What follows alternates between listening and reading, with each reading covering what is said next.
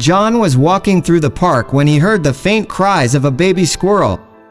As he looked around, he saw a tiny, helpless creature lying on the ground, barely moving.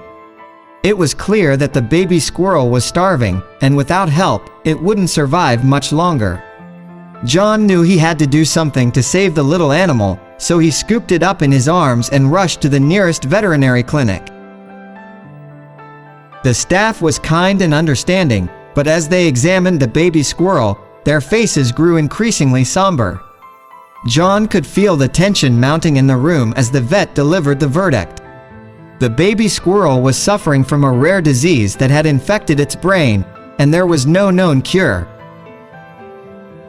The only option was to euthanize the animal, as it was suffering and had no chance of recovery. John was devastated.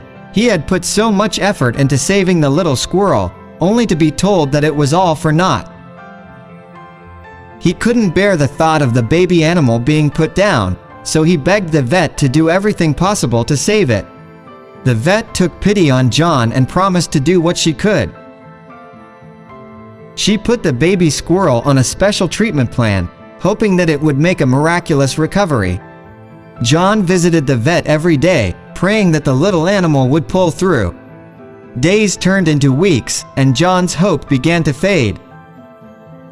But just when he was about to give up, the vet called him with good news. The baby squirrel had made a full recovery, and it was now healthy enough to be released back into the wild. John was overjoyed. He had saved the life of a helpless creature, and it had all been worth it. As he released the baby squirrel into the park, he knew that he had made a difference. Even though the odds were against them, John and the baby squirrel had defied the odds and come out on top.